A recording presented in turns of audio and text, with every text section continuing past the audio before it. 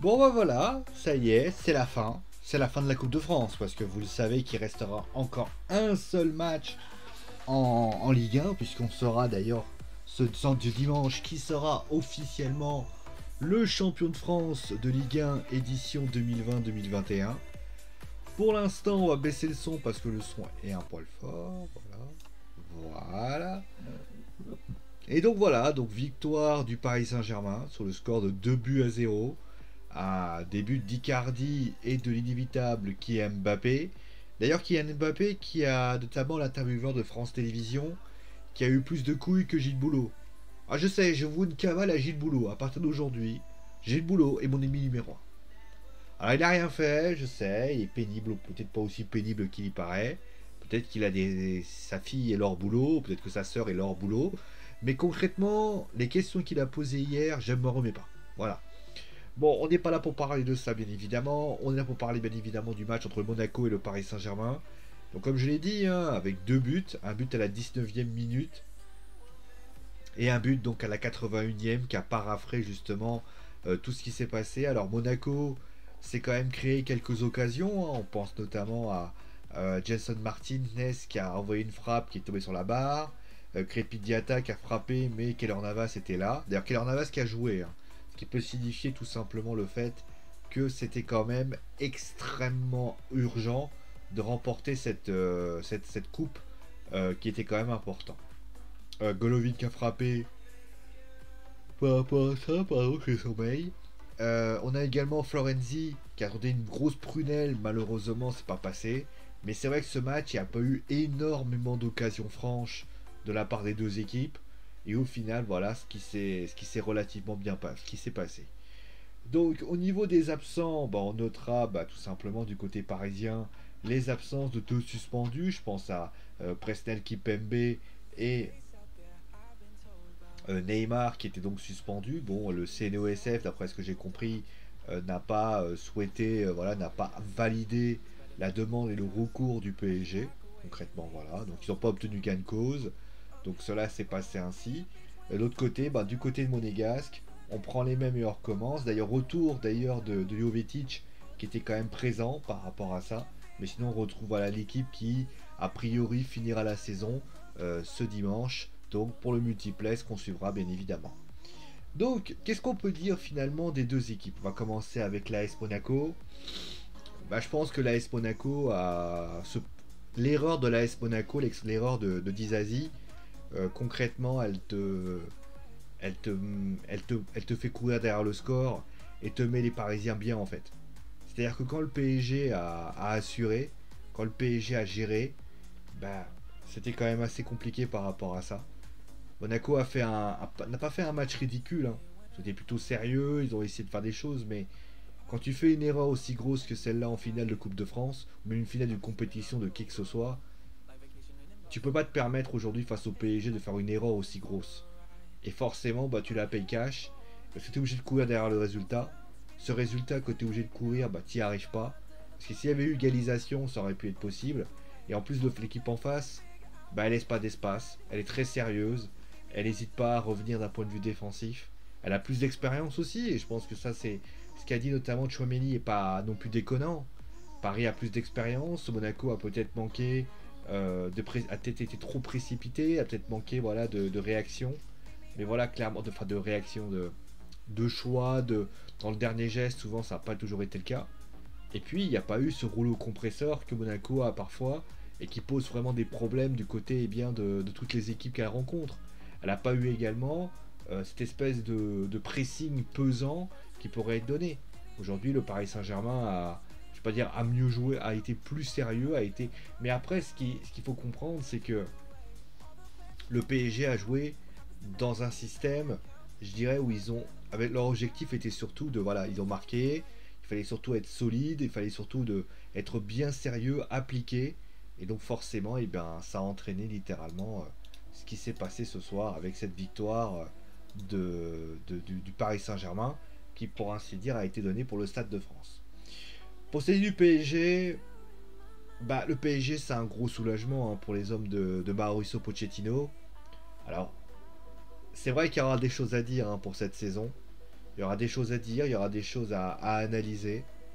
Mais la première chose qu'il va falloir analyser dans ce match, c'est déjà première chose, c'est que le PSG, on verra comment ça se passera la saison prochaine, mais voir Kylian Mbappé ne pas répondre à la question du journaliste de France Télévisions, voire limite de beauté en touche, c'est pas bon. C'est pas bon, je pense que... Alors soit il fait durer la montre et il veut pas annoncer quoi que ce soit, et ça serait la solution la moins pire, quoique ça serait peut-être la solution la pire, puisque ça veut dire qu'il fait miroiter les dirigeants parisiens. Les dirigeants parisiens doivent à ce moment-là prendre une décision. Est-ce qu'ils doivent vendre Kylian Mbappé? Est-ce qu'ils doivent pas vendre Kylian Mbappé? Mais clairement, le PSG aujourd'hui est dépendant de Kylian Mbappé. Entre Neymar et Mbappé, il y a deux joueurs. Et il y a surtout une classe d'écart dans ce qui a été proposé. Voilà, donc clairement, oui, je sais, je baille, j'ai sommeil. Oui, parce que quand même 23h28 et j'ai travaillé aujourd'hui. Hein. Donc, en tout cas, ce qui est certain, c'est que l'équipe de France aura besoin de Kylian Mbappé, de Karim Benzema. Mais la question qu'il va falloir se poser, c'est est-ce que Karim Benzema et Kylian Mbappé vont pas jouer au Real Madrid? En tout cas, c'est sûr que ça a été donné, mais surtout, plus que ça, on a vu un Mbappé très sérieux, on a vu un Mbappé qui... Je suis en train de faire littéralement les top et flop, mais t'es obligé d'associer ce qui s'est passé au PSG. On a vu un PSG aussi très sérieux, un PSG sérieux défensivement, chose qui n'était pas toujours le cas ces derniers temps, un PSG capable notamment de tenir tête à l'attaque monégasque, et puis un PSG qui notamment a été parfois héroïque contre le Bayern, contre le Barça. Et ben on a revu ça peut-être un petit peu dans certains moments, avec notamment des beaux mouvements collectifs. Et au final, et ben on est en droit de se le dire, pas le PSG, ben comment ça va se passer la saison prochaine, j'en sais rien. Mais ce qui est certain, c'est que ce PSG là, ben avec la saison qui va se profiler la saison prochaine, ben, ça va être un sacré truc. Il faut se demander peut-être que le PSG, ben, il remporte ce trophée. On verra dimanche s'ils réussissent à remporter le second trophée qui est la championnat de France, parce que faire un doublé dans cette circonstance-là, ça serait quand même assez inédit. Mais concrètement, ce PSG-là a été très sérieux dans ce match, a démontré pas mal de grandes qualités.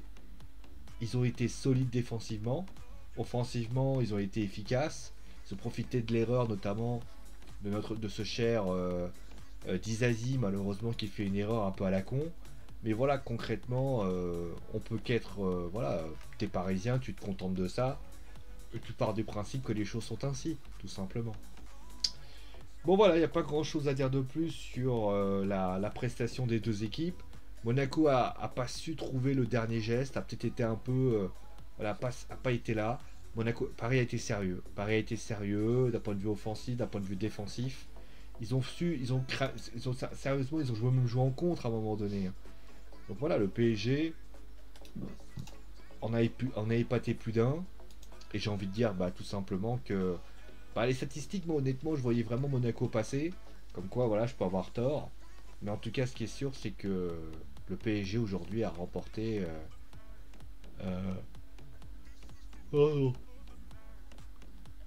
non. Je veux dire, c'est difficile de rester éveillé à ce temps-là. Bon, en tout cas, ce qui est certain, c'est que ce PSG-là, ça sera certainement le PSG des regrets, le PSG des grandes questions, mais plus important, ça sera surtout le PSG qui aura remporté un trophée et qui peut espérer sauver sa saison, qui a au moins sauvé sa saison. Et ça, c'est vrai que c'est quelque chose qui a été donné. Après, est-ce que Kylian Mbappé restera au Paris Saint-Germain? Je l'ai déjà dit, j'en doute. Voilà. Justement parce que finalement, on va reparler de lui, parce que lui, il a été littéralement le top numéro 1. Buteur, passeur décisif. J'ai beaucoup apprécié littéralement son style de jeu. De toute façon, je pense que, je vais dire la vérité, Kylian, je vais dire une chose qui va paraître étonnant, mais je trouve que Kylian, ces derniers temps, il est d'une régularité assez impressionnante, quoi. Contre Montpellier, il marque un doublé. Contre là, il avait marqué un doublé contre Reims. À chaque fois qu'il est pas là, c'est la galère. Je sais pas qu'est-ce qui va se passer pour Kylian Mbappé la saison prochaine. Je suis pas dans les petits papiers de Leonardo. Je sais pas qu'est-ce qu'il faut faire. Mais de vous à moi, je suis quand même assez confiant de ce qui pourrait se passer. Enfin, je suis assez confiant. je suis assez confiant du fait que en équipe de France, en tout cas je parle de l'équipe de France, hein, je suis vraiment assez confiant. Je me dis dans ma tête, bah ce gars-là, bah, il va épater, il va être impressionnant. Après, est-ce qu'il sera encore au PSG? Là par contre, je suis moins confiant. Je suis moins confiant parce que il veut pas dire. Souvenez-vous de Zidane. Zidane, il est pareil, il veut pas dire et il sera pas parisien la saison prochaine. Et c'est triste parce que il devrait être, mais a priori, il a pas envie. Après, c'est son droit, hein, pour ainsi dire.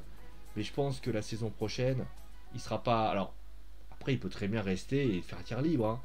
Mais concrètement, ça sera un crève-cœur. Mais bon, moi en tout cas, en fait, c'est là que vous voyez les grands joueurs aussi, c'est que moi j'ai été très perplexe par rapport à lui. Et au final, eh ben, il a fait taire les critiques, il a fait taire ce qu'il y avait à faire. Et j'ai envie de vous dire, franchement, moi, il m'a fait plaisir et j'ai envie de dire que ce gars-là, il est très bon. Voilà comment il a été proposé par rapport à ça. Bon voilà, du côté, voilà, on a lui. Du côté eh bien du PSG, alors, je vais pas mettre Mauro Icardi dans le sens où il a quasiment pas pesé dans la rencontre, mais j'ai envie de mettre par exemple Marquinhos que j'ai trouvé très bon. Je l'ai trouvé très très bon. Il a bien géré justement le duo d'attaque de Monaco, Bon Yedder, Kevin Volland. Franchement, très appliqué, très sûr de lui. Franchement, il a été bien. Franchement, il a été très très bien, Marquinhos. Et puis, bah, il y en a un autre que j'aimerais mettre. Alors, on pourrait mettre les deux, hein, mais c'est Danilo Pereira. Danilo Pereira qu'on a beaucoup critiqué, mais honnêtement, il a joué là où il doit jouer, c'est-à-dire au poste de milieu récupérateur.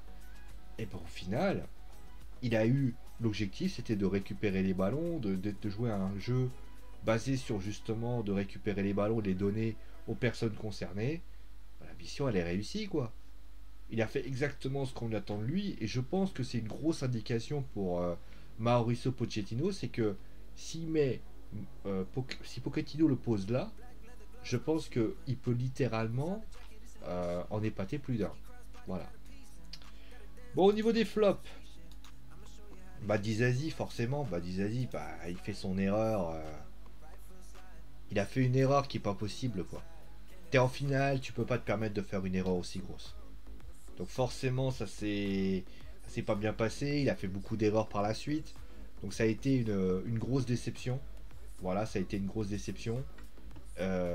Clairement, voilà. J'ai envie de mettre aussi bah, Aguilar, qui est d'ailleurs sorti à la mi-temps, hein, clairement.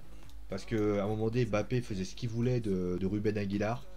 Voilà, ça a été une grosse déception pour lui, qui a été que j'ai trouvé assez inexistant dans la construction, dans ce qu'il a proposé. D'ailleurs, il est sorti à la mi-temps, comme je l'ai dit.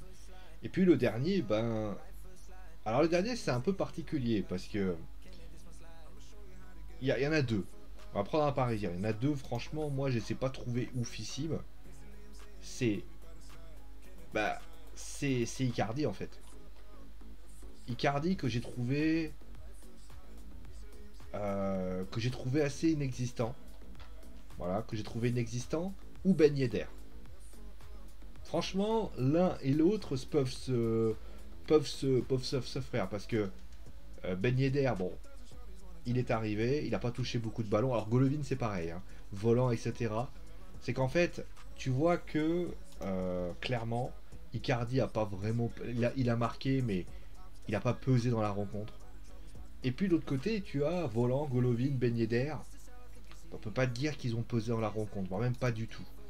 Ils ont été relativement inexistants. Mais dans un souci de cohérence, parce que c'est aussi ce que je dis par rapport à l'aspect offensif, voilà, je vais en prendre 3, ces 3-là. Moi j'estime que c'est un flop, parce que ces 3-là n'ont pas été à la hauteur de l'événement. Voilà. Voilà un petit peu ce que j'avais à dire dans ce match. Paris se qualifie, donc Paris remporte cette Coupe de France. Le plus dur reste à venir, parce que Monaco et Paris vont rester quand même bons copains, puisque bah, ce dimanche, on va savoir, est-ce que Paris jouera l'Europa League, enfin non, le tour préliminaire de Ligue des Champions, est-ce qu'ils joueront directement le match en question. Attention quand même, parce que, je précise un petit aparté, jouer le tour préliminaire de Ligue des Champions cette année, c'est casse-gueule. Parce que je rappelle qu'il y a la Coupe d'Europe, la Copa América. Ça veut dire que les mecs, ils vont arriver. Alors, surtout qu'il y a les JO en plus qui arrivent. Ça veut dire que les mecs, ils vont arriver. Et on va leur dire, bah, vous n'avez pas de préparation, vous allez devoir jouer. Faites ce que vous voulez, hein, mais vous avez vu les blessures cette année. Il faudrait pas que le PSG. Moi, je pense que le PSG deuxième, ils ont le temps de préparer leur truc. Ça serait une sorte de saison post-sélection, tu vois. Mais là, clairement, si ça fait avec un tour préliminaire, ben, ça risque d'être quand même un petit peu compliqué, quoi. Donc voilà. Voilà un petit peu ce que j'avais à dire. Voilà, Paris gagne donc cette Coupe de France. On va se retrouver bien évidemment dimanche avec donc le dernier match de la saison nationale, hein, je précise, parce qu'il y aura encore la Ligue des Champions et peut-être l'Europa League qui vous sera proposée. En tout cas, moi, je vous remercie vraiment d'avoir été si nombreux cette saison, en tout cas. Ça a été un plaisir de suivre les différents matchs nationaux. Je parle vraiment des matchs individuels, après on parlera des matchs collectifs. En tout cas, voilà, et on se retrouvera très très vite, bien sûr, la saison prochaine pour la Ligue 1, si bien sûr il y a un diffuseur. Mais en tout cas, on va vraiment faire tout ça. Je précise que je vous donnerai bien évidemment les informations par rapport à ce qui se passera à partir de la fin, finalement, de la foot zone nationale. Je reviendrai là-dessus. Je reviendrai bien sûr d'ailleurs sur le programme de l'Euro, parce que bien sûr la foot zone sera là pour présenter quelques matchs. En tout cas, merci à vous tous d'avoir été présents. Merci à vous tous, ça fait plaisir. Et c'est mon animaux, parce que j'ai dit. Allez, vive le football.